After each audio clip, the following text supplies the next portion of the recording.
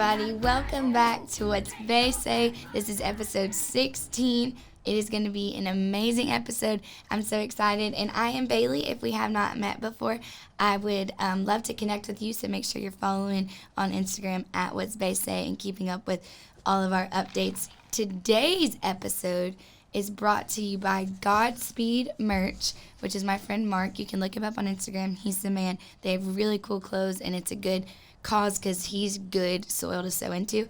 And then One Church, the number one, and then the word church.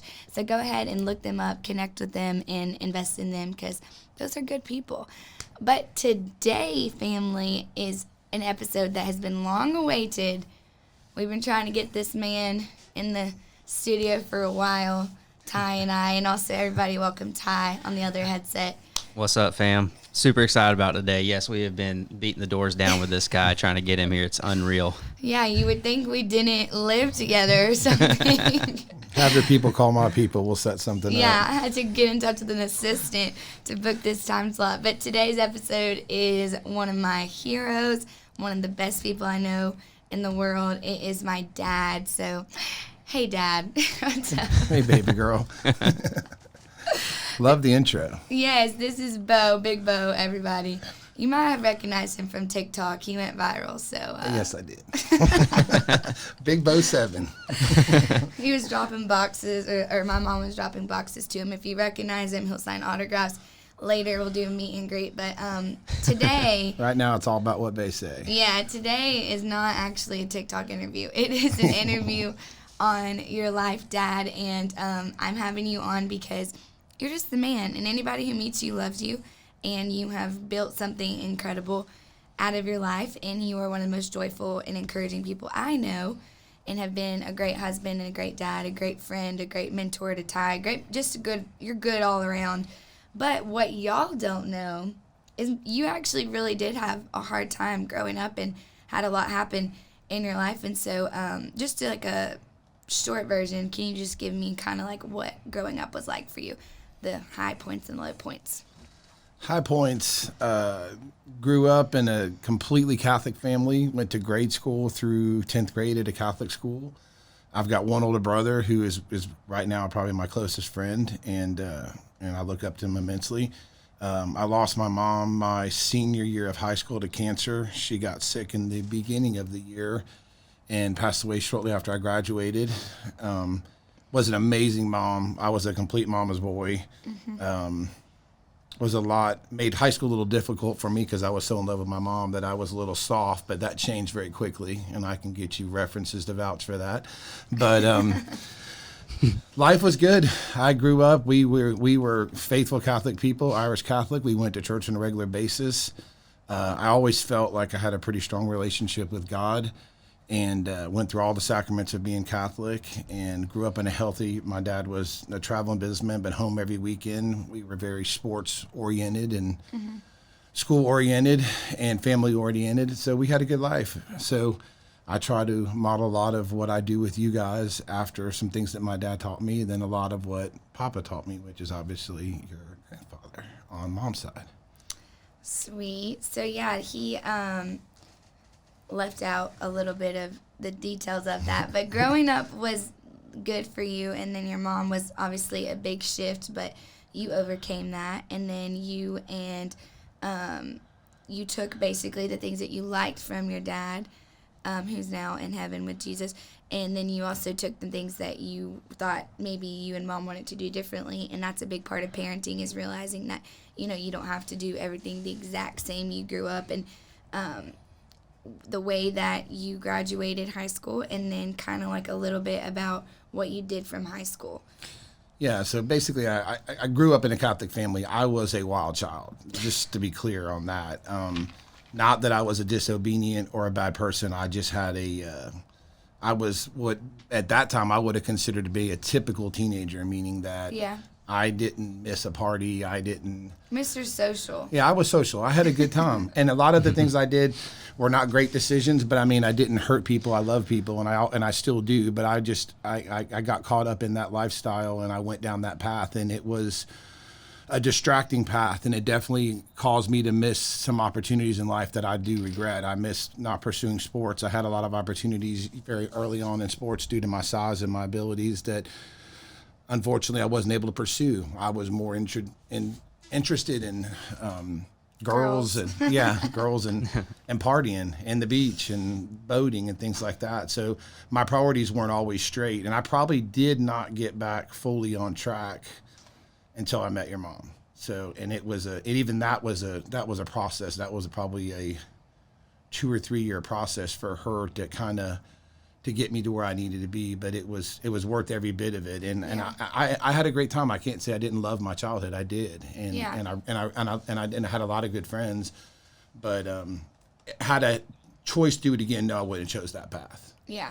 I think a couple things. Number one, when he's talking about like being wild and whatever, you have like a lot of crazy stories, and all of them aren't bad. Like, I think that some people think that when you talk about like, oh, I went down the wild road or the crazy road or whatever, that it's like horrible, and you're like, no, I was actually having fun, and I was not, I was making these memories and doing all these things.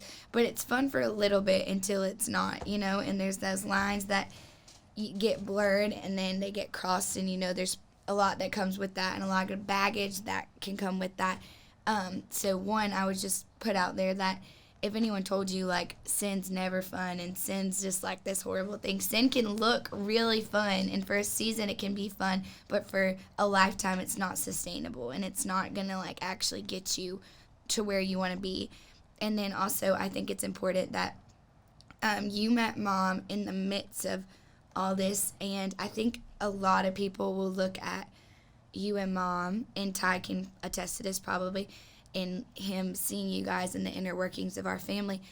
They'll look at you guys from like the outside and think, oh my gosh, like their relationship is perfect. They have a perfect family. They have, white picket fence. Like they're so madly in love. And they would say like, oh, you're such a good man of God, and Mom's such a strong woman of God. And you are that now. But obviously it did not start out like that. And I think that might be encouraging for people to hear that you really were like, sure, now you are madly in love with Jesus and you're walking and you're pursuing God and you're putting him first and everything, but you weren't for a long time. So I think that that's what kind of, I know you say Mom played into that, but I guess what shifted, because it's so easy to look at the finished product but not realize all the process that you guys went through. Yeah, I think my walk was a little different. I kind of related to that. I didn't know what God had for me. So I didn't know, like I thought I was already at the apex just when I turned one corner. I think, oh, I'm going to quit drinking and I'm going to start doing this. And I thought, oh, this is it. And I didn't know that it could go further. So if you don't, I feel like I was playing in the woods and everybody was having a great time. And I was just thinking about how much fun we were having playing in the woods. Well, then it got dark and everybody realized we didn't know how to get out. Well, I never knew we were lost. I just thought we were playing in the woods. So because I didn't know we were lost, I didn't know what it's like to be found, yeah. Aww. Disclaimer, too. He wanted me to disclaim. He never cried until he got saved, everybody. And I have references on that, too. Yeah, because he said, really, when he only cries when he's talking about Jesus or he's talking about his kids and Mom. But it's a good thing to cry, right, Ty? Yeah, absolutely. I only cry like once a year, so you've already almost got me beat. So it's I'm just kidding. That's a pretty cool to hear that. And like, I'm really curious on like, at what point, when you met Courtney, what did she say? Cause like you're mentioning, like you didn't know you were even lost, and that's like a real thing. Like some people just don't know because they don't know. They've never really, heard the gospel, or like they just have no idea just cause they just don't know. But like, at what point with Courtney, like, did y'all have that conversation? Did you finally realize, like, wow, okay, maybe I should, like, look into this? Like, what was her angle? Like, what did she communicate? Like, how did she bring that even up? And, like, what was that transition of, like, okay, like, this is probably something I should entertain or follow? Like, yeah. I guess that interaction, like, what was that like? Well, Courtney was able to see things in me that I didn't know I had. So when someone can see something in you that you can't see, they can help bring it out. And because Courtney loved me so much, And her parents, I give them credit for this too. They prayed for Courtney's husband to be the person that she needed him to be, and I wasn't that person. I was the person. I just hadn't developed in what I needed it to be yet. And growing up in a Catholic church, you almost feel like because you're in church your whole life and in Catholic school that it's almost like, I don't want to use the word get out of jail free card, but I felt like I was already on the path. Yeah. And I guess the closest analogy that I can give you to help people, and I'm big in analogies, and I don't know if it's going to frustrate people or not, but I feel like I was a train track. This was salvation and this was my walk. I was going the exact same way that other people were going with salvation, right next to him. I was walking right next to him, but I never let God intertwined with my life. When those two tracks crossed, when my life crossed with what Jesus wanted me to do, instead of being a train track, I became one line and I intertwined it with my life. That's what Courtney did. She's like, hey, I'm glad you're going to church, and I'm glad that you pray over our kids, and I'm glad that you do these things, but it's not just on Sunday, and it's not just at their bedtime prayers. This needs to be reflected in your life on a day-to-day basis. And I was, again, thinking, man, I'm right here with everybody else the whole time. I don't know why you're giving me a hard time.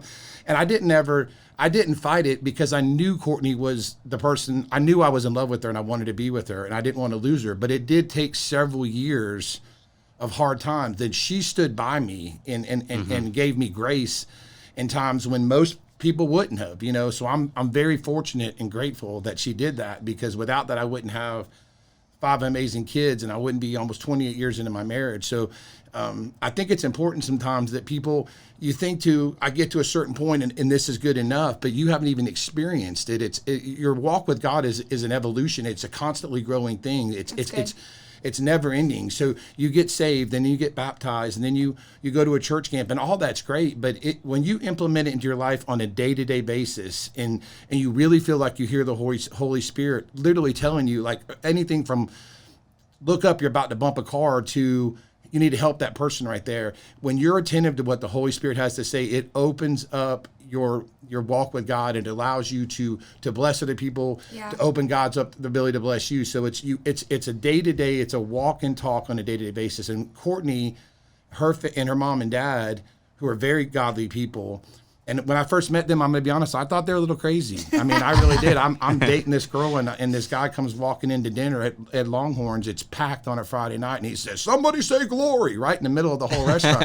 And I'm like, I got to go to the bathroom. I got to, But I mean, you know what? I grew to love him so much because it's that boldness that he took. And you don't have to run into a restaurant and say glory. You don't have to be that bold. That's not everybody. That's who Papa is. That's who my father-in-law is. And he walks that. And guess what? It's 24/7, 365. Yeah. You will not get him to vary from who he is. When you identify with that and you're that comfortable, it allows you to grow. And Courtney made me feel comfortable because all my friends were single guys or guys that were married and they were drinking. And a Friday night was, let's go bowling and drinking. Everything involved alcohol in my life at that point, basically, because that was just socially acceptable. But the same thing on Sunday, I wasn't hungover in church. I was there. I was at Todd's parents' church. I mean, I was there, and you were just born. I mean, but I was at the point when Bailey was born that I started realizing, and her sister's 3 years older, that I was on a pathway that I didn't want my kids to see me the way I was looking that Saturday before that Sunday, meaning I wouldn't want Bailey to remember seeing me the way I looked on Saturday when I was on the boat with my friends like an idiot. I didn't want that to be a memory that you had. I didn't want Madison to remember that. And that was the awakening for me. It's different for everybody, but I was embarrassed.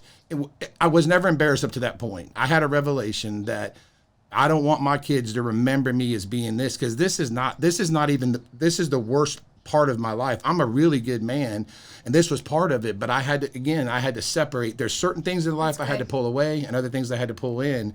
And when I had that, it was a difficult transition. I mean, it was. I mean, I had friends constantly going, "Oh man, you could drink a beer. It's not that big of a deal." And it wasn't. I'm not an alcoholic, and praise God for the ones that are getting help. But that wasn't what it was. I just didn't want to do it because it brought out the worst characteristics of me. And when I realized it was lessening who I was and the image I wanted to promote, because I wanted to be seen as something to my kids, and it wasn't really. I didn't necessarily care what my friends thought, but I ended up being influential on them. I did it because of what my wife thought of me and what my kids thought of me. That's and so when good.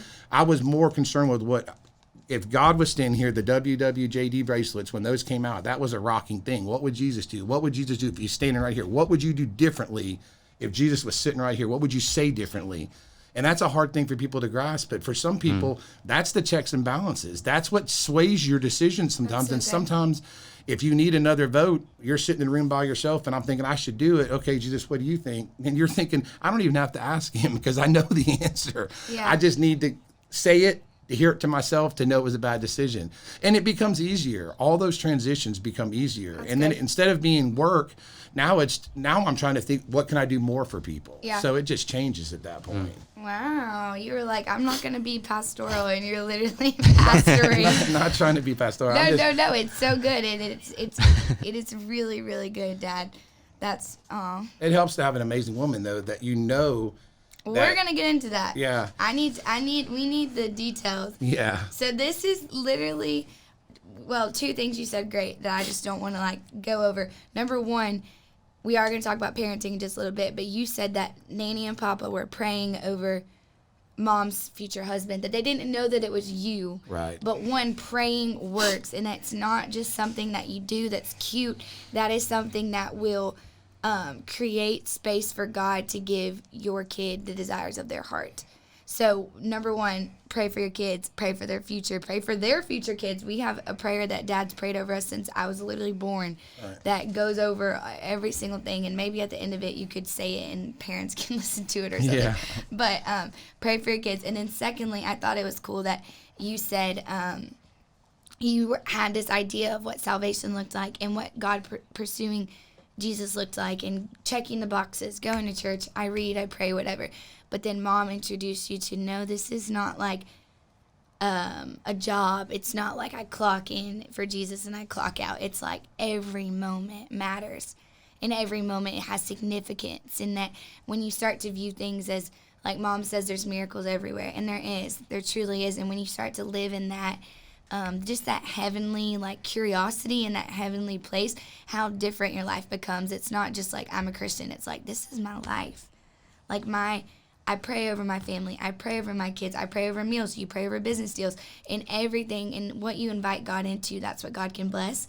So I think that that's really cool that Mom was that gap for you. But now I love this story, and Mom's gonna come on the next one, and y'all are both gonna tell it. So no pressure. See who tells it better.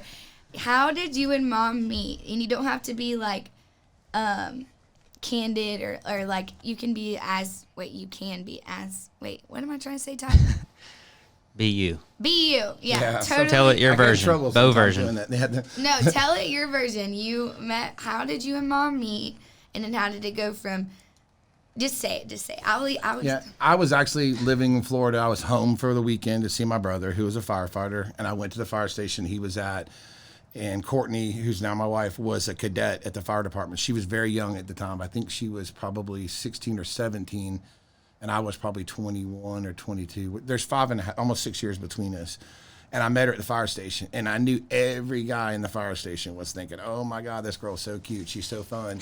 So back then, it's funny when you're looking for a wife, and these change too. This is an evolution. When you're looking for a life or looking for a wife or love, you have like a prerequisite. She has to want children. She has to be a Christian. She has to do this. Well, mine was real simple. They had to drive a full-wheel drive. I just thought girls that drove full-wheel drives were so cute. And I looked out and she had a red Jeep. It was just a fun thing. I lived in Georgia. My name's Beau. Come on. I was thinking full-wheel drive was, we had to eat chicken wings. And at that point, I was a love dogs and it was drink beer. Well, Mom didn't drink beer, but I was willing to make the concession because she was so cute and she was so fun. And my God, she was in the fire academy. And my brother said she was just destroying the guys in the academy. So the fact that she was Which is so funny because she's tiny. She is tiny. She's tiny. But she's feisty. She is. She's like a little chihuahua, a little nipper. But she was in the academy. So I met her that day. And I think I probably tried to talk to her that day, and I probably didn't do super well because it's tough in an environment at Firehouse because there's all guys and there's just one girl, and she's real cute. And she was younger. And they were all older than me anyway. But I came back and talked to her again the next time I was there, and I think I finally asked her out that time. I was like, look, let's go out, let's go do something or whatever. And me going out was, my dad was out of town, come to my dad's house, we're having a party. Which, Netflix and chill. You know, it wasn't, we didn't know that. Netflix wasn't out back then, but yeah. So I know which type of waves it was you more was on. hot tub and chicken wings. But so she came over to the house, and You know what I found out just by talking to her then was the other thing is when I was looking for someone to date or, a potential spouse is, do we have similar interests? Do we do the same thing? And she rode motorcycles. How many girls do you know that can get on a CR80 when you're 90 pounds soaking wet? And I couldn't even catch her. I used to chase her around the trails and motorcycles, and I could barely keep up with her. So I was thinking, my God, I'm going to marry this girl. And I think I knew. You did, and you told her because Mom. Yeah, I did. I knew I wanted to marry her then.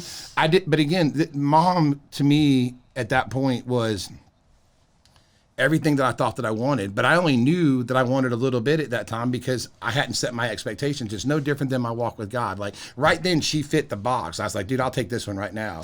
I'm gonna come back when you're 21. We're gonna get married. We're gonna have kids, whatever. But she was 16 or 17. I can't remember. I think she was 16 maybe when I met her because I moved back. But so I went back to Florida. We went on a date and we hung out for a minute, and I really liked her. Then I went back to Florida and came back a few months later, and we started trying to date then.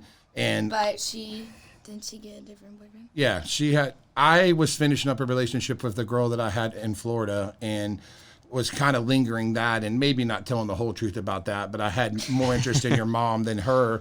And that wasn't uncommon back then. I mean, I was a player, so I had to kind of keep things interesting. So Mom was way smarter than most girls too. She didn't fall for anything. And you didn't have social media back then. You actually had to do some research. So, I didn't give her the attention that she wanted initially. So, and what'd she do? Well, that was a whole nother story. Yeah. Tell them, please tell them. Yeah. I told Courtney when we were dating one night that I was going to go out with a friend of mine, a girlfriend of mine who really was just a friend of mine, and not spend time with her. So she said, okay, that's fine. I'll see you tomorrow. Well, about 2 hours later, my stepbrother texted me and said he was on a date with Courtney. So she just wanted to make me very aware of what was going on. She is a boss. Yeah, she had that all figured out. So she went on a date with my stepbrother, made sure he called and told me, made sure she called and told me. Well, needless to say, I never hung out with a girlfriend again. Never deprioritized her again. And I knew, you know what? And again, this is what I'm saying. She took steps to bump me a little bit to the way she wanted me to go. It was like little steps. That's kind of a drastic one and kind of a hateful one. But I mean, it was a necessary one because I knew that Courtney was important. Just like I knew my relationship with God was important. But I kind of felt like I'm on a good path. I'm okay. Everything's okay. When she's like, you're not okay. Boom. And if I hadn't reacted to that, I would have lost her, and it would have been detrimental. So, I mean, she took some pretty radical steps. That one's one of the most known ones that she took, but she did. She went on a date with my brother, which is terrible, but wait, you never did that again. So wait, let me put all the lines together because I interrupted you. So they hung out, whatever, he liked her, and then he was kind of like playing the field, and then Mom ended up getting, this is my favorite part of the story and the way that Mom tells it, Mom ended up getting another guy that you knew too, right? And she like moved away. Right. We worked at the police department together. Yeah, she moved. Where'd she move to with him? Montana. Montana with him. Montana? Yeah. Yeah, it was a terrible She followed move. a boy to Montana, and Dad had already known you were going to marry her. And Mom says that she thought it was so weird because she barely knew you, but you just were sure.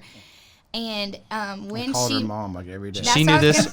She knew this when she went to Montana. Yes. She was playing super hard to get at this point, man. This is like the ultimate. It's like ultimate frisbee on steroids. Listen, this is literally out of a love story movie. I had no idea about this. Yeah, it's crazy. So she moved. Dad loves her, but he's also playing the field. She follows this guy to Montana. They're dating, and every single day she was gone, what did you do? I called her mom and told her that I loved her and she needed to come back. And they wanted me to go rescue her from this guy who was not a good guy. And Dad said, I'll go get our girl. I said, absolutely. And I wasn't really playing the field. I was like pinch running every once in a while there. I mean, I wasn't like fully involved. I knew where I wanted to go. I just didn't want to go yet, if that makes sense. Like I know about that. It's like, been through the ringer. I mean, I want to go to New York, but I want to go on New Year's Eve. You know what I mean? For the Big Apple. You know what I'm saying? I knows where I'm going with it. I got you. Okay, so what's your piece of advice for guys like that? Because as you know, with daughters dating in their 20s, a lot of guys they'll see a girl and they're like, oh, that's wifey, like that's who I want to end up with, and they'll do whatever. What's your advice? It's the biggest misregret. I can say this, and I've heard this analogy, and I won't use the full thing of it, but my wife is a unicorn. There's not a lot of women that are like my wife. My wife can be my kids are smart. They're very well taken care of. My home is taken care of. My wife could go to anywhere with anyone, and I don't ever have to worry. I don't have to wonder. I can let my mind create a problem, but there's not a problem. My wife is faithful, and she's a loving wife. And those are, and I'm not diminishing the females in the world or the women in the world, but there's not a lot of women that are to that standard anymore. Meet people in general, yeah. No, when you find somebody like that and they have all the characteristics that no matter what season you are in your life, because you don't know what season you're in, because I didn't know where I was in until I intertwined with my wife. And then all of a sudden my season changed. I went from, I'm going to go to a concert this weekend to I'm building a crib. I mean, and guess what? I was okay with building the crib. I didn't know it when I was trying to buy concert tickets, but when you sometimes God wants you to take a step. In relationships, you have to take steps. There's risk in everything. There's in relationships, businesses, and sometimes it takes motivation to move forward. If you meet somebody that meets the criteria, and you could be wrong, I'm not saying that it's a guaranteed foolproof thing. I wish I could tell you, if you see this in this person, you need to do this. It's not that simple. Yeah. If somebody matches that criteria to your life and they meet the goals that you're looking for, and you see them chasing God and they have a good family and they treat you well, don't take that for granted, because the chances of you duplicating that, it's not great. It's not, it's most people fall short in this, and they circle back and they have wishes, or they say, I wish I'd done this, or I could have, regrets, right? So to guys and girls that are in relationships, if you're not ready to get married, if it's just not the right time in your life, and again, you might not know it, but it doesn't seem like that, have that conversation. Don't just go, yeah, I'm going to go hang out for a little while, but I know we're going to get together when, if fate does this, that's all. It's just hogwash. It doesn't make sense. You need to act when it's time to act, and you need to speak when it's time to speak. And if you feel like you have somebody that's a good one, you say, you know what? You meet everything I want you to be. I know that I love you. I know you have the qualities that I want to be, but I don't feel like I'm ready. Then that gives your partner or the person you're with a chance to respond and say, well, how can we get there? Because I feel the same way. And you know what? They might not feel the same way. It could save you some heartache if they don't. But if they respond back the same way, then you say, well, then let's figure this out. Go to counseling. Get in a group with other people that are in young married couples so you can find out the joys that they're having and get away from your friends that are influenced to their side. If you stay hanging out with single guys all the time, none of your single guys want you to get married. None of them do, because they go, that's one less guy. Their group's getting smaller and smaller, and they go from the Georgia game on Saturday to a birthday at Chuck E. Cheese. I mean, guess what? I love Chuck E. Cheese. It's a lot of fun, it's man. Kind of scary. I get a lot of tickets there. That's so good, Dad. I need every 18 to 30-year-old boy to go and listen to that and learn from it. Pastor Mike Todd, who we love. Oh, yeah. He was in a panel recently with, like, Judah Smith and all those people. And he was like, here's some practical dating advice. If you're always with the girls, you gonna always be with the girls. He was like, if you're always with your girls, GNO, doing this, hot girl summer, you're going to always be in your hot girl summer. He was like, you're not changing your environment and you're not stepping out. You're going to be in the same place. So that was good, Dad. Amen. Yes and amen. Engage the conversation. Test the water. See where it goes. And then you can find a path. And it'll become more apparent, because sometimes they're looking for affirmation they might not have gotten. And when they get that affirmation from that conversation, it gives them the courage to step forward. A lot of guys are shy. No one wants to meet rejection. Who wants to experience rejection? No one goes up to say, I'm going to go try this and see how it goes. So maybe they don't think that you're at the same place as they are. So it's important for you to at least take the step or have the conversation and at least let it take its course. So I think it'll be one of your biggest regrets if you don't. That's so good, Dad. So sorry, we're getting sidetracked. What happened after she went to Montana with this boy? She only stayed there. I think she was there maybe a month, and she wasn't happy, and she felt like, she knew she wasn't supposed to be there, but she's trying to figure out how to get back. The guy was a little bit controlling, so I don't remember if her dad had to go get her, or I think she just ended up getting on a plane and coming back, and we've been together ever since. She came back, and at that point, after her going to date my stepbrother, leaving the state for 45 days, those are pretty obvious, you're making a mistake signs, and not everybody gets that. You don't get it. A lot of times you miss little signs that these people gave you. My wife made very apparent ones. I'm going to make sure this guy knows if he doesn't do this, I'm going to do this type thing. So when that happens, it's still just working. Whose Siri's going on? Is that my phone or somebody else's? I don't Ty, know. is that your phone? That's me. I'm sorry. That's okay. Ty. Man. I'm just kidding.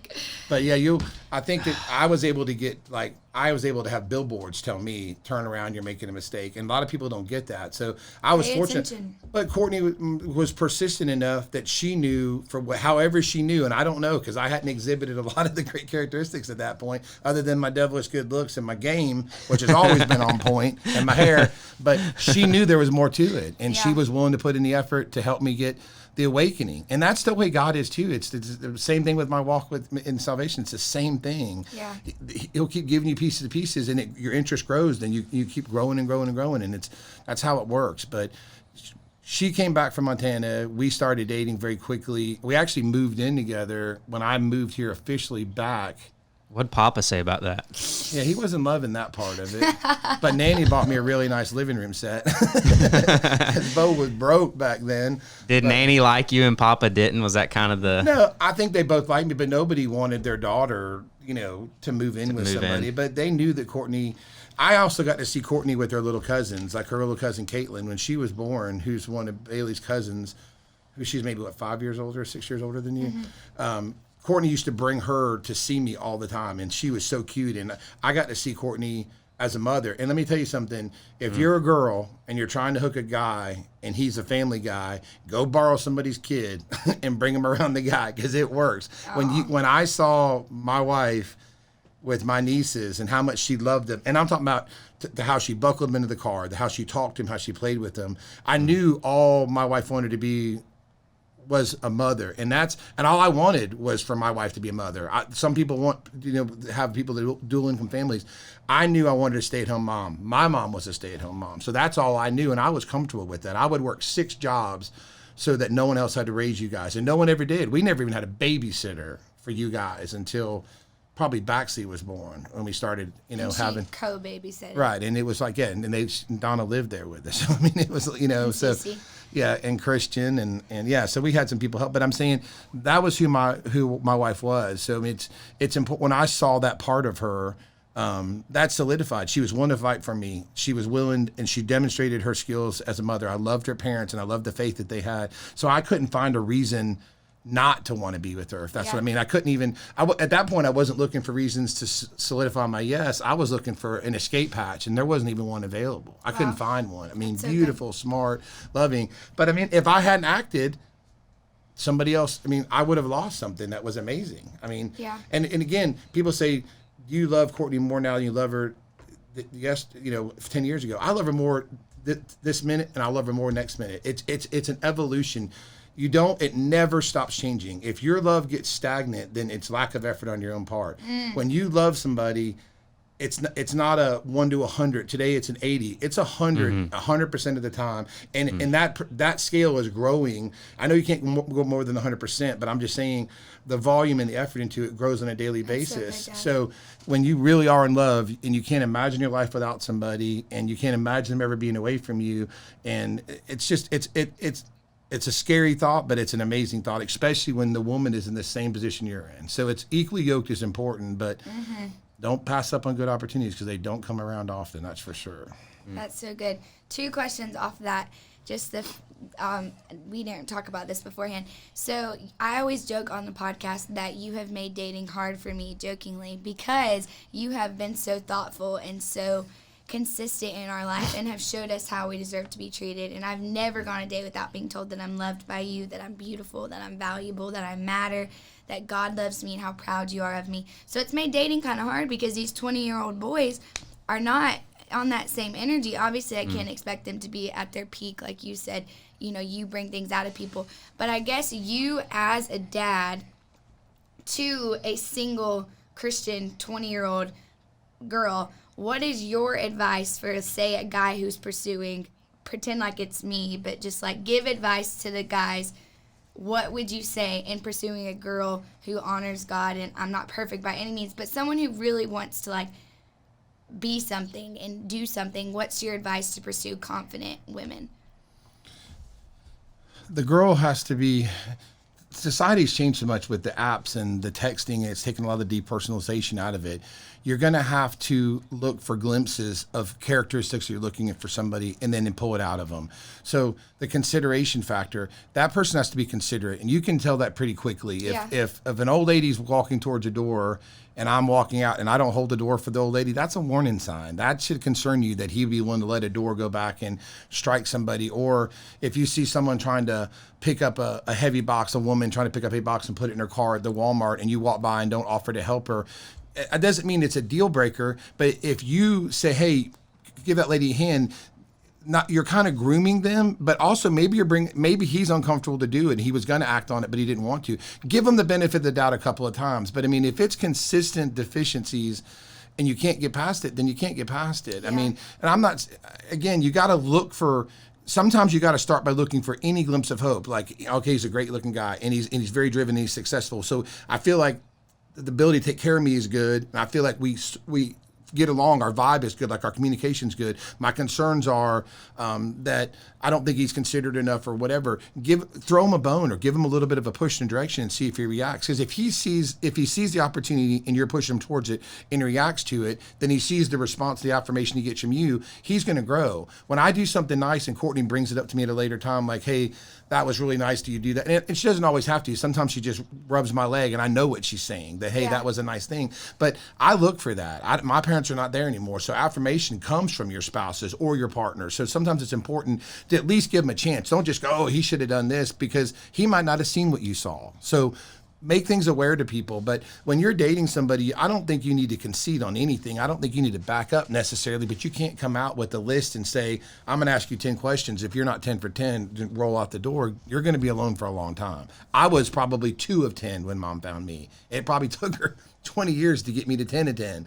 You know what I mean? And I don't even know if I'd be 10 of 10 now, but I'm just saying, have realistic expectations, but everything can't be judged at face value, because perception is different too. When I see someone in a line and they're putting their credit card in and pulling it out and putting it in, pulling it out, in my eyes, I'm seeing that I got to help that guy because they're embarrassed, their card's not working, I'm going to go bless them. Sometimes it's the credit card reader. Sometimes it's a misread, but God will prompt to see how you're going to respond in different situations. So you go forward and step forward and do that. Once you do it one time and build confidence, it's not all about money. It's about time. If you see somebody at your church who says, oh, this single mom's having to move this weekend, well, she's not going to go around the church asking people to help, but guess what? She probably needs some help. Yeah. Show up, roll up, do something. And if a guy wants to impress you, flowers isn't going to impress you, I don't think. And opening the door is nice and complimenting you is nice, but if he did something for you, if he would show up when you're preaching one night, would mean more to you, I think, than him doing something. Or if he would say, hey, I want to volunteer at that camp you're going to next week. Can I get approved as a leader? I think that would be more to you than that, because that's what you're looking for. You're looking for someone who understands that I'm called to preach the word of God. I'm going to chase Jesus on a daily basis. I'm going to be a good wife and I'm going to be a good mother. And I'm going to prioritize my husband. But if you want to roll with me, this is what I'm looking for. So it's not a $200 dinner in the Sundial in Atlanta is really not going to really wow you. I don't think, you know what I mean?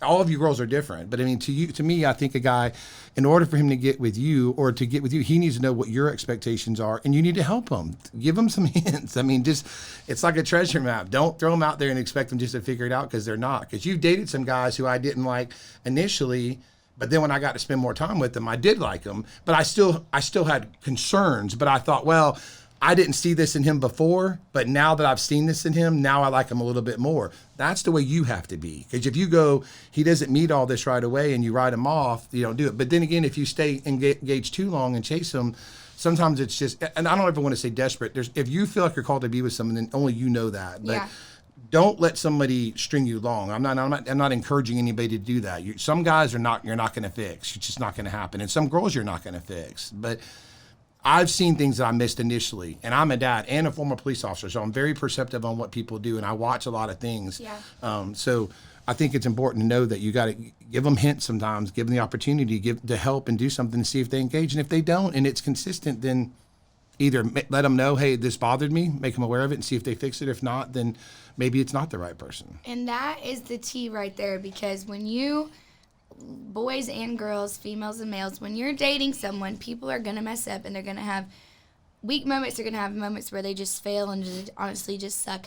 But when you bring something to somebody, if there's no change in behavior, that is a major red flag. Like, major. If they're consistently apologizing for the same things, they're not sorry. They're not. I love you. We love you. Me and Ty, my dad, love you. And we don't want you to be lonesome. But it is better to be alone and to be happy and to be healthy and to be whole than to be with someone who's making you question your worth because of the way that their actions are making you feel. And I stand by that. Sometimes you're fishing in the wrong pond too, though. I mean, people look for their spouses and I want to find somebody in our friend group because I think it'd be easier if I just date somebody that's in our friend group. That's not always. It's not always a great path. Sometimes 10 out of 10 would not recommend dating. Go outside your own pond every once in a while.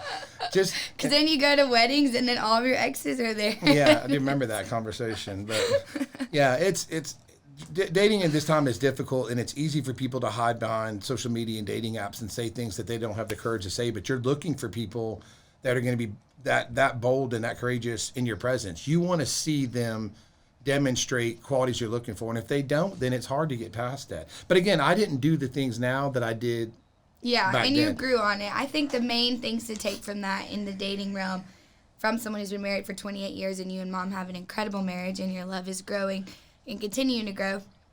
One, obviously, you have to be equally yoked. God has to be in the center of it. Two, I think that, like you said, watch them kind of from afar and just see how they treat people. Like the most basic things, like are they opening the door? Are they helping people get stuff? And then also, I think that it's so important that you both can see that you can bring something out of each other. Because I think there's been times where I was bringing things out of my significant other, but they weren't bringing a whole lot out of me. Right. And I think that that's something to pay attention to, because just as mom was bringing things out of you, you were also bringing things out of her and affirming who she was and calling her higher. So I think that they're both important, and sometimes it's going to be more one person than the other, but it's still really important. But and sometimes that's person's role. I mean, they excel at that. But there's certain things that your mom's better at than I'm at, and I'll never be as good at it as she is, and you can't expect that. Yeah. It's not across the board. It's different things. I'm a good provider. She's a good person taking, when I'm sad, she's better at that, and I'm better at taking care of people when they're sick. That's not her thing. I mean, everybody has different things, but if you mash us together and then merge all of y'all into our mix, our whole family together, like this little super juggernaut. So that's how it is. Your life becomes like that. You're a better person when you're with the person you're supposed to be with. Amen. So it's like, and they bring out the better qualities in you, and you bring out qualities in them. But like I said, mom helped develop areas of my life that I wasn't aware of. Now it's second nature. I won't ever walk by somebody who's trying to pick something up and heavy. I won't ever walk by somebody on the side of the road that's asking for something because I feel compelled to do it. Which is my next little segue, and Ty probably would have a lot to talk about with this because Ty is married and they are not parents yet, so he's going to be able to learn from this and take this advice. So I have learned as I'm getting older, I'm 23 and 24 in December, that so much is caught from your parents, good and bad. That so much, like I was talking to Mr. Joseph at the church the other day, and I was like, I'm just so thankful for my parents, truly, that they brought me to church. They taught me the value of helping people. I remember when we were young, you guys would take us to buy gifts for people for Christmas, and how excited we were to bless people. And you used to give us quarters so that we were tithing, because you wanted to teach us the importance of tithing. And now as an adult, we can build on that and grow on that. So everyone collectively who I've talked to about this wants to know, they want to know your perspective and mom's perspective. So I'll ask her the same question. What are your parenting tips? If they don't have a kid, what are their parenting tips? If they have kids, what are your parenting tips? What have you seen, not like make it sound good, but really genuinely, what do you think has contributed to you having 5 kids who you have good relationships with, who are definitely not perfect, because we've given you guys a hard time, but we've stayed close, and what are overall your parenting tips? And then I'll let Ty ask a question based off that. Can't wait for Ty's question. The tip thing is, being a parent, your first child, it is a absolute culture shock. It absolutely is overwhelming. It's the most, at the hospital when everybody's around and the baby's just quiet and asleep, it's just the most amazing thing in the world. And you as a man will love, I don't even know how to compare it. When the first time I held Bailey's big sister Madison, it was like the most overwhelming, I guess. Surreal? Yeah, it was surreal. Like I never knew that I had emotions inside my body that would relate to this little tiny 5.5 pound baby that I used to hold Madison. She was so tiny in my hand. She was so little, and I never knew how much I loved her. That right there that initial bond of being a parent, when you first do that, that sets the pathway for it. Because when you love somebody, whether it's your mom, your dad, your brother, your wife, your spouse, whoever, instinctively it's going to be to protect that person. You know what I mean? And that instinct comes first. It's immediate. The instinct is immediate. Like it's like almost like a mother bird. If you get near a nest, she's swarming around. There's no way a mother bird can stop me from grabbing a baby out of its nest, but that bird's going to attack and do everything it can to protect me to the point. Imagine being 295 pounds and 6'4" and having that a 5-pound baby in your hand. I mean, it's like, it was overwhelming. I was confident and real, but I didn't know what to do with the baby either. I had no idea. You know what I mean? It's like, I was comfortable holding her and doing it, but I didn't want to change her diaper. I didn't want to do anything. But Courtney made sure that from the very beginning that I was part of every part of it, because she wanted me to bond with our baby. So I was bathing her, changing diapers with her. And when I took her out, it was like the proudest thing in the world. I would wheel her around and everybody would be coming, oh, and I mean, I was like, it's like having a puppy. I'd want to take her for a walk, you know. The bond is important, but when you have that bond, it changes your whole life. It changes your heart, it changes your spirit and everything else. Parenting in itself is tricky because every kid is 100% different. And it's not a little bit different. They're all completely different. Our firstborn was a colicky baby. I don't think Madison stopped crying from the time she was born till she was a year old. I mean, straight through crying. I mean, everywhere we went crying. So I was a police officer at the time. We were just married. It wore on it, but we had to learn how to depend on each other. So, I mean, it's important that you're unified as a couple, number one, but when you raise the baby part of it, it literally is the most amazing thing. And every kid after one is just one more kid to get dressed, one more car seat. So I'm going to say the initial one is the toughest one, and it's the greatest one too, not the kid, but the experience, because it's the first time of doing something. It's like the first time parachuting or whatever. You can't duplicate it time to time. You love every kid identical. People say, which one do you love the most? Who do you have the best relationship with? I have a great relationship with all of them, and all for different things. If I have a certain need, I call this person. If I have a certain need, I would call this person. I have different relationships. I have like a sounding board, basically, is what I'm saying. So if I'm business or freaking about something business, or I need help with a project, I would call Madison. And if I was trying to think of something cool to do for Mom Creative, then I would call you. You know what I mean? If I was trying to think of fun to do for our family, because we're all getting together, I call Kinsey, you know, and Baxley's like my boy, like he's Ty's boy. Like I consider Baxley and his friends to be my friends. I mean, when they all went to college, I've been lost for the last couple of months with them all being gone because all my friends left. But it's different. Then Maddox, is our youngest baby, was, you know, nobody knows this, when Ty does, but Courtney and I stopped having kids when Baxley was born. We had 3 girls and we had a boy. Courtney promised me when we had a boy that we were done, no more babies, we're good to go. And I said, I'm fine with that. We thought Kinsey was a baby. She was sure Kinsey was a baby. I mean, it was a boy. I'm sorry. I was a boy. Not because of anything other than just a gut feeling. And of course she wasn't. She's a beautiful baby girl. We were so excited about it. But we had kept them 3 years apart up to that point so we could get through certain stages of the kids. And after that, we were at church. Pastor Todd Smith, Ty's dad's church, The Rock in Gainesville, and Pastor David Edmondson, who was a Rock pastor but from a different church, was there at a big service. And he walked up to Courtney in the middle of the service and prophesied over her that you've been raising queens. Now you're going to raise a king. Or prince. You're raising queens, you're going to raise a prince or whatever. And Courtney came up to me after service and she said, Pastor David said, I'm going to have a little boy. And I'm like, oh my gosh, you know, calm down, whatever. It'd been, Matt McKenzie was like a year old, you know, and I was thinking, come on, whatever. Well, a week later she's pregnant and bang, here comes Baxley, you know, which was amazing. And he is our little prince. Yeah, he was. And he's my buddy. Obviously I love him just like I love the rest of you. But so we stopped having babies, and Courtney said I could have an operation, no more babies. We're just going to raise our kids and do that and have fun. The day Baxley went to kindergarten, it was a Monday. Courtney called me freaking out. I don't know what I'm supposed to do. What am I supposed to do? All the kids are gone. I'm a mom. What am I supposed to do? I'm like, oh my God. Go play tennis. Go do something with your friends. And she's like, no, I want to have another kid.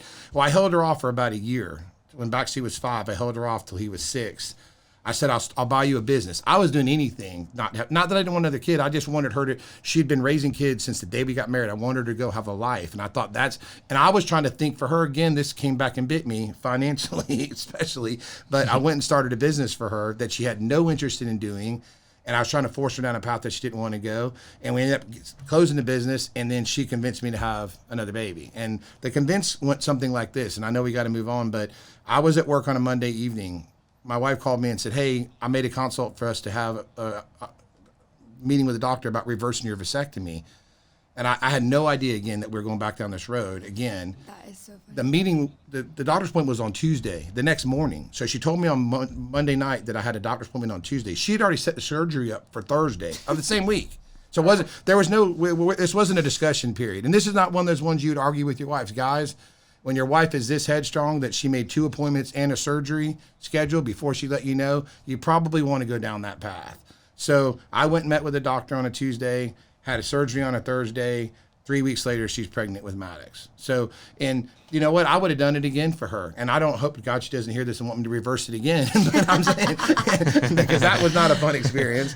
But Maddox really was the addition to our family that God knew we needed. We needed it. We needed it. And she needed it. And we all needed it. And he's, I'm going to the football game with him tonight with all his little friends. And I'm so excited. It's literally my Friday night. I'm going to take Maddox and 6th, 5th graders to a high school football game that I'm actually going to watch while they run around and drink Coke and pretzels. But I'm pretty excited about it. That's my Friday night. And guess what? I'm excited about it. I really am. I'm waiting to get home to spend time with them. So it was a good decision, but that was one of the ones your mom made on her own and just let me know. And sometimes you got to follow suit, man. So in the realm of parenting, and Ty, if you have a question, interject at any time. What I want to know is, you guys obviously set a standard for us to live. That, this is what's acceptable, but this is what's not acceptable. But we never really had a curfew, and y'all were not really strict. And then we've seen in other people's lives that when you're super duper strict, then a kid kind of goes buck wild because they don't have, any free will, I guess, and, opportunities to fail. So what's the balance of, trusting your kids and giving them grace, but then also you want them to, not be an idiot? I think that we felt like you guys had enough foundation, and the fact that we didn't do things in your presence, meaning you didn't always think that we were checking up on you. Your mom was out doing recon. I mean, we had phone conversations going. I mean, we were like, oh yeah, we trust you, go have fun. And I'm in the woods with binoculars half a mile away. Oh my gosh, so crazy. But we did, but it wasn't because of a trust factor. It's just that we didn't trust the influence other people had in your life, because when you're young, middle school, high school, you can get pushed very easily without even knowing you're getting pushed in a wrong way. And we wanted to be present enough that we were able to interject. And we had serious things we had to interject with Madison in middle school. We actually took her out of school for a period of time because we couldn't control some of those variables. We're going to do what it takes to protect you guys.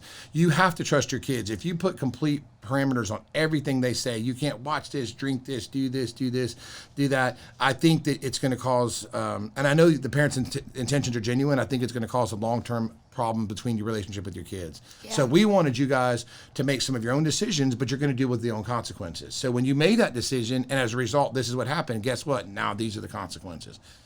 I don't know that you really had any off the rails crazy ones that I can think of right now that were, I mean, Kenzie's had a couple, Madison's had a couple, Baxley's had one recently. And lucky for me, your mom's the enforcer, which is crazy to believe that she's 120 pounds, 5'2", and she is a Ty's had a couple. Oh yeah, Ty got it in the wiffle ball some game. Good ones. The wiffle ball game in Florida. Yeah, you and Taylor both got it at the same time. But so she's the enforcer, which is good because I don't love that. Dad calls us when Mom's coming on her rampage. Yeah, I and give him a heads up. Your mom's coming. Take anything she could possibly throw at you and put it away. I try to give y'all advice on what to say. This is what you thought about. Don't just say yes, ma'am. Don't do this. I tried prepping your brother on his last one. That did not go well. Oh my gosh. We gotta get to the last couple thoughts. But okay. Ty, do you have a parenting question you want to ask? Because you're not there yet, but you're gonna. Yeah. No, I mean, I got just a couple quick ones, but. Yes, I'll be the godfather. No, absolutely. I mean, I've never seen you yell Beau maybe 5 times, but those 5 times are pretty good, Yeah, I kind of flip the switch and go crazy. It's not a good quality though, but yeah, and I've always been curious, because you've got so many moving parts in your life, and you got so many kids, talking about the discipline and how you would talk to each one, because they each one has its own spirit, you know what I'm saying, their own tenderness and the way they click. And I mean, do you find yourself disciplining at different measures based on the action and the individual, you know what I'm saying? Because you can, Baxley may tick one way and he's done it one time, and then Bailey's done something else at a different level. You got so many different factors. He has a soft spot for Kenzie. Yeah, I think. But you also got those kids watching you and seeing how you discipline and what you do too. So. Well, everybody's your expectations. These kids, you can't. It's not unilateral. You can't expect the same thing from every one of your kids. You can't say none of our kids are going to get their. They're not going to their first dance till they're 18, and they're not getting this and this. Like when Madison got her first car, it was like she had a nicer car than me and Courtney, but it was the safest car on the road. I didn't even argue that. I did argue it for a minute with her, Courtney, but it didn't last. Then I tried to get her dad to back me up, and guess what? He bailed on me too, man. So I was flying solo on that. I ended up at the Volvo dealership looking crazy buying this car, but. Yeah, you do have to parent them differently. And I don't say that I have necessarily a soft spot for one more than the other. I just know that, like, Madison kind of walked pretty straight and steady for a period of time and really didn't go too sideways on me. Bailey's kind of always been in the middle of the road, and her friends were mostly in the middle of the road. So, I mean, because her friends, not her guy friends necessarily at that time, but most of her Haley and Marissa were all pretty good kids, so she didn't have a lot of bad influence. Madison had a lot of friends that were wild, but she didn't really follow suit. She made sure that she stood out. So she was the untouchable. And she's bossy. So. And she is bossy. Kenzie's group was just across the board crazy group. And I was kicked out of Topgolf last week. Yeah, and I love all of her friends, but it was a different group. So I have to parent Kenzie different because what she sees as abnormal or different because of the group she's around, I can't really jump on her too hard without discrediting her friendships. And I don't want to do that, because I love her friends and I love her and she makes good decisions. And is she perfect? No, but Bailey's not either. Mm-mm. I mean, if I had to pick who's the closest to perfect, I don't even know who I would say. I would have said Maddox, but he's only 11, or 12 now. But, it's all different. And you're tougher on boys.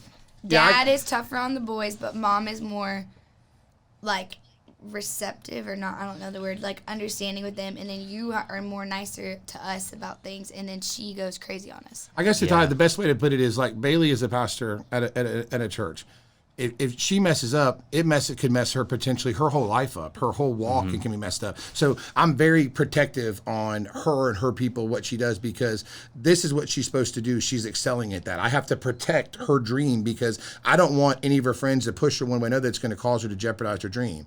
Baxley is a collegiate football player. Any little step left or right can jeopardize all of that. So I have to nurture him. And sometimes it's not fun because he's not receptive to me saying it to him. It's like he doesn't want to hear it from me because I know, but I understand but I want to make sure you realize this is the consequence of this action. So I have to baby that. Kenzie is trying to figure her life out right now, and I don't want her to make any decisions that are going to jeopardize her because she has so many amazing qualities in everything that she does, from how she reacts to the kids. She's so creative. She's so photogenic. She can cook. And she's an amazing cook. Her potential is untapped. But I mean, I try to protect each of them in their own way. Madison's now married, but Madison is just like Courtney. So she doesn't do anything that's going to jeopardize her marriage because that's who she is, So it's like each one of them's different. And now Maddox is where I'm at right now. Most of my effort is sneaking up to the door outside Maddox's room when he's on virtual reality to hear how he talks when he doesn't think I'm around. I want to see what he says, who he talks to. Then I sneak up to him when he's at the football games, when he's around other girls, to see if he's saying things that he's heard or borderline inappropriate, because that's what you have to do as a parent. I don't want to snoop behind my kids, but I'm not going to be the parent that's going to go, right, how did you not know this was going on? So I know what my kids' faults are. I know what their strengths are. That's what you have to do, and each one's going to be different. So when your first one comes off, I'll do you a little book on, hey, this is what I'm thinking on this one, and we'll kind of path you down the road. So I'll help you out. But it is fun, man, learning your kids and their personality and their traits and see the directions that they go and their interests. I mean, do you think our toddler, us as toddlers, is kind of a reflection of the adult we are at all? Like, do you think our small attributes that we're seeing when we were younger are big contributing factors?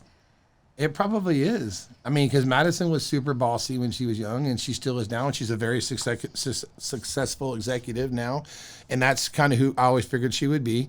And you were always just praising and running around talking about Jesus. That's all you did. Every video I have is you talking about something, and we're sweet and kind of reserved, and that's kind of who you are. And Kenzie was sassy and kind of go back at you, but not like bossy, but sassy, and that's kind of developed who she is.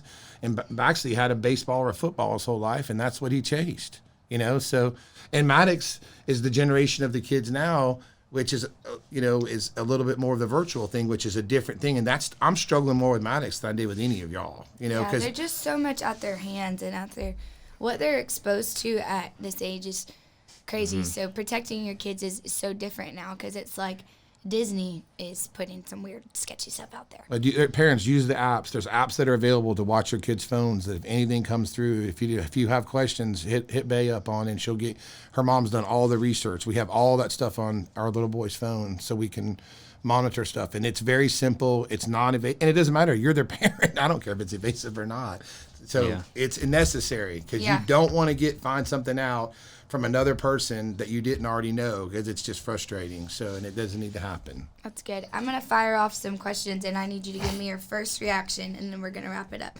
Number 1, what is your key to fighting well with your spouse?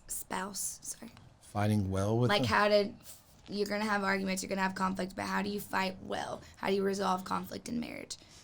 What's a little, this is what has helped us? First, the most important thing is, irregardless of the situation, if you're wrong, you got to figure it out at the front. Because if you're arguing a point that you're really wrong on, and you have a stubborn wife, you just started a war for no reason. The acknowledgement of what went wrong, most of the problems that fights that Courtney and I had in our marriage early on, when I would say, she's acting crazy. It's because of what I did that made her act crazy. I did something wrong. This was her reaction. You have to be aware of what the front of the problem is. And if you really don't see it, don't let it escalate. Most of the time when I go into fight, I already know I'm right or she's right. And I would validate I'm right. And it doesn't mean my wife's going to back down. But if I don't know, I try to de-escalate it from ever getting to a fight. Like, hey, I didn't even know you wanted me to say that. So I should have seen that.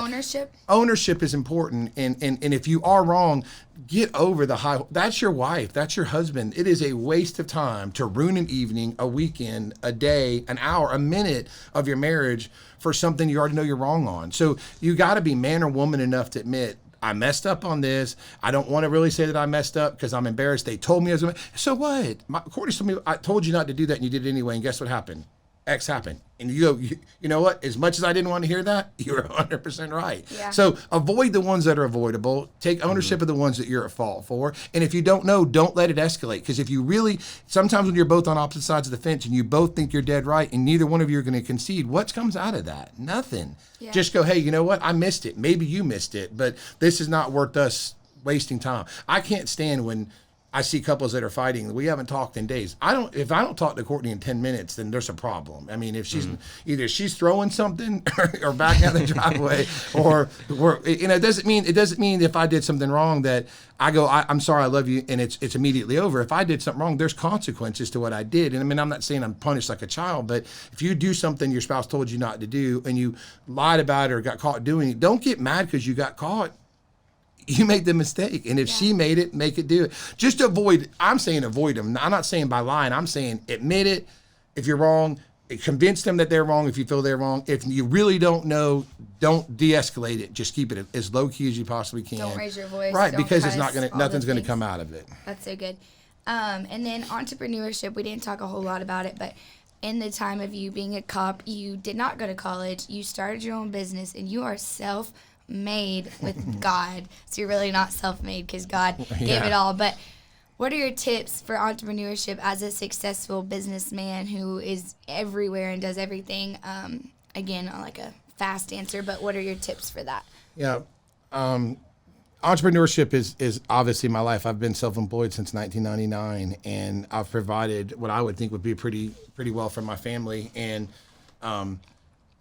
don't walk away from a known for an unknown is what I can tell you. A lot of people will get an idea about something in the midst of a conversation, or if they're talking to somebody and they leave a job that's a guaranteed thing to go try something. That's not always the right way to do it. When I started my first business when I was very young, it was called Beau Mows, and I just was a play on words. I thought that was impressive, and I cut grass and I made money. And then I was a police officer for a while, and I didn't like that I never had any money because we didn't make a lot of money, but I didn't want to quit policing because I needed the insurance and things like that. Sometimes decisions, if you're single and you're living at home with your parents and you've got a parachute you can jump out with and they're going to give you some grace, then rock on. If you got a spouse that's super successful, that's pushing you to excel in something and say, hey, you know what, I'm gonna give you 12 months to start that business, then go for it.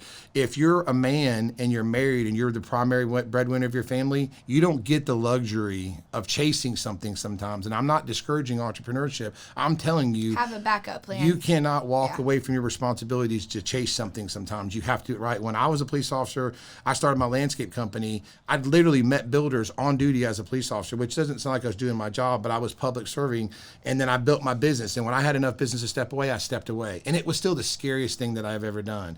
But it was the right decision for me. But again, I took the steps of ascension to get to where I needed to get. So entrepreneurship, I'm 100% supportive of it. I love brainstorming. Ty and I talk about stuff like this since he was 12, probably. We've had conversations about these things. And if we, half the things that we talked about, Ty, are multi-million-dollar ideas right now. So we missed them. So sometimes, I mean, Cameo, I created that. Come on, let's be honest. But it's a tough thing to do. But entrepreneurship, I do believe in it. I do believe you can make a business on your own. I'm just saying that if you have other people that are dependent on you, it takes away some of the ability to just side off and try something crazy. So just be smart about it and seek wisdom from other people that have already done it or people that are successful in another industry. Seek knowledge from other people. Get counseling. Get a partner that you trust that can help you accommodate, that has the same goals that you are, mitigate your risk by taking on a partner sometimes. And those are the greatest ways to do it. That's good. And then giving and tithing, how does that play into that? Because you are always preaching that to us. Tithing is just, to me, it's I say it's a no-brainer. It's biblical. It's in the Word. It 100% is what it is. All of the money is God's. He's asking for 10% of it back. And if that's a hard pill for you to swallow, then you're missing a lot of blessings that are out there for you. And I know people look at these big churches and they think, oh, they don't need my money. The churches don't. The money's not for the churches. The money's for God's to be used to help people. So when you write your check to your home church, when you do that, what happens to the money is not any of your business at that point. It's being used appropriately, or that church wouldn't be getting the blessings of God and it wouldn't be successful. That's good. It's not for you to worry about.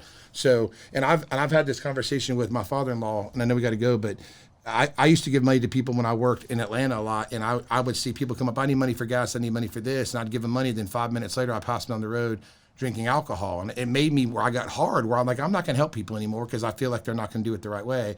And Papa's answer was, you're judged on the condition of your heart when you give the money. If I'm giving you money and I feel that you're in need, what you do with the money is not relevant. God said, help this girl out. Whether you missed it or didn't, you don't get punished if you miss it from God. It doesn't matter if you gave them money for fuel or baby food and they bought alcohol. You're judged on the condition of your heart when you gave it. So be comfortable with the decision when you make it and stand by and walk on. But I was the most successful in life, not when my businesses were the most prosperous. When I gave the most, I had the most. If Mom would wrote a book, and I wish she had, and she still tells me now, that when we gave the most money, it wasn't always the church, it was to help people and do other things. But when we sowed seed, we benefited from it. And I'm not saying it's a retirement plan. And I'm not saying that. I'm just saying that if you sow with genuine intentions and a pure heart, and you're giving with the intentions on blessing somebody, not looking for something in return, that's when God can open up the windows and bless you. And it happens. And my life's a testimony, and I have several friends whose lives are testimonies that you should get on the show one day anyway and hear what they got to say. Yes. And then the last question, because this has been so good, Dad, and I'm so proud of you, and you're amazing. And I always talk about how amazing you and Mom are. But it's cool for me to get to share that with the world. Literally, we don't know who it's going to reach. Right. But the last question, which this is our favorite, me and Ty's favorite question, is what would you tell 16-year-old Beau? And this could be funny, could be practical, could be spiritual. What would you tell yourself if you could go back and you could give yourself some advice? If I could tell myself, I thought I was like a 16-year-old kid. Myself, I would have saved earlier, pursued sports, stopped chasing girls because the right one's going to find you anyway because God's going to intervene. You don't have to chase that. I would have stopped that part of my life, which was a fun part, but it was an absolute waste of time. And I would have implemented some of the changes I have in my life earlier. I would have started being the better version of me that God created me to be at an earlier age. And again, I was never a bad person in the essence of I didn't do things with malice intent. I just made bad decisions. So I don't want people to think, oh, he was this crazy kid. Yeah, I got arrested one time for driving with a suspended license because I thought I paid a ticket that I didn't pay. That's he went to jail. He's a thug. Yeah. Don't sleep on my dad ever. Yeah. He's been there. He knows that. I rode He's hard. raised in these streets. I'm just kidding. And then I worked as a police officer for 5 years. Yeah. So I was raised in those Quillwood streets. Don't worry about me. Raised in the hood. But yeah, hey, when you're young, 16 years old, when you get a job, save. It makes all the difference in the world. Ty's a testament to this, and his father is brilliant at this. But you save your money at a young age, invest it. It's life-changing when you get older. Mm-hmm. I can't tell you, look up the word compound interest because it's unbelievable. But Cash is king. Yeah, find your friends, a good group of friends, and surround yourself by them. And that there's some teachers that are really trying to help you, that are speaking to you. They're not trying to be evasive. They're really trying to help you. And to you, it seems like they're being nosy or butting in, that they're really not. They really have some wisdom to instill in you. Get in a good youth group that you enjoy being with, wherever that is, whatever church that is, whatever it is. If you want to plug into a youth group, it can change your life at a young age. Yeah. Because you get around other people that have common objectives and goals, which helps you stay true to where you're trying to go, and it makes life a little bit easier. Amen. Dad, this was amazing. This is going to go on my top 3 favorite episodes. Top 3. Yeah. I can't say top 1 because it's too controversial, but Yeah. I love you, and I really do. I mean, I constantly get to sit under you and just ask you questions, and we consistently talk about Jesus and life and boys and all the things. And Dad's not like a normal dad. He wants to know all of it. Like, he wants to know about our friendships and what we're struggling with and what we're excelling with. And he wants to see our clothes. Like, I'm like, I got cool shirts. So he's in our life. So real quickly, I think it'd be cool. What is the prayer that you pray over us for parents to go back and listen to? Because I think it's one of, or if not the biggest contributing factor to your kids being the way that they are. Yeah, well, I actually learned it from Papa, was part of it, and then Pastor Ty's dad brought a lot of pieces of it together. The part that your dad brought, Ty, was when he said that, I pray if my kids do something wrong, they get caught, which is unusual to pray.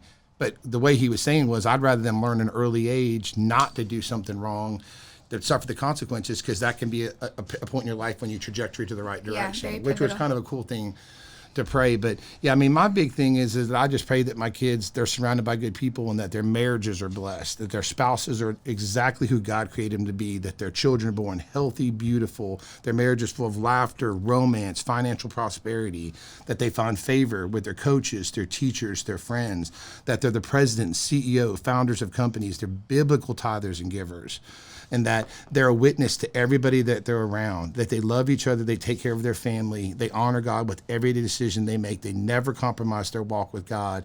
And a lot of that stuff goes hand in hand. And but we're the head and not the tail. We're the head, the tail. We don't. We're the lender, not the borrower. But I want to hit on them about. I want to cover them, their children, their children's children. I want to cover their time in school and education, and make sure that their teachers see them as something special, that they want to speak over them more directly. And in Baxley's case, his coaches, I want them to see who he is. So I pray that the coaches see in him what I see in him. Yeah. And yeah, that's it. I mean, you have to, it's important. It shouldn't be rehearsed, and it should be contoured from prayer to prayer. Like Courtney actually writes some of the prayers that we're praying like right now over, like, we have one that we have specifically she wrote for Baxley, and one that she specifically wrote for Kinsey recently for things that go on in their life. And I do it every night. I mean, it's just, I have it on my phone in my notes. So sometimes, and you have to alter that prayer based on what your kids are dealing with at that time and the season they're in. But repetition in prayer and building faith is so important, guys. Praying for your kids' spouses, that they are God-fearing Christian people that will love them and honor them and be faithful to them. And romance, hey. Well, I said romance. I know, I'm saying, like, people leave that out. Their marriage should be fun. It should be full of laughter. Laughter, romance, financial prosperity, and faithfulness. If you hit all of those, the rest of it they'll develop on their own. And that's what everybody wants. I love laughing with my wife. I love being romantic with my wife. I love the fact that we're financially sound. So if you encompass that into one, that's the greatest gift. Next to salvation, that's it. I mean, you give that to your kids and you prepare it for them. And God's been hearing that all those years, that what you want for your kid, he's going to find that right person. And it's going to become apparent to them. That's good. Well, Dad, I love you. I love you too, baby girl. I really do. I'm so thankful for you. And Ty, I love you. And the last thing I'm going to say is, as much as spiritual things were talked about this, my dad has lived in, like, what the world would call fun and whatever. And obviously me and Ty have lived in that in seasons and occasions and places where we fell or whatever. But I'll let you know that your life with Jesus is the happiest and the most whole and the most fun you'll ever have. Absolutely. In our family, as much as, we love Jesus and we're not perfect at all, I can tell you one thing. We have fun and we love each other.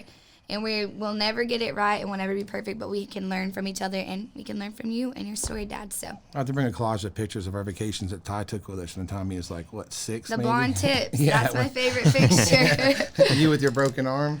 Oh, well, Dad, I love you again. Thank you. And I know that this is going to bless so many people. But, guys, send this to a friend. Go back and listen to it. Take some notes and make sure you're following us. Thank you, Godspeed and One Church again. Everybody be blessed. Have a great week. And remember that you are amazing, that there is a reason that you're here, that you're anointed, that you're called. If anything was confusing to you, reach out to me. Reach out to my dad. Reach out to Ty. We'd love to talk with you. DM us. And as always, guys, remember to look for the good in things. And if there's nothing good, then become the good in the thing. Love you. Love you. See you guys. We're gonna have a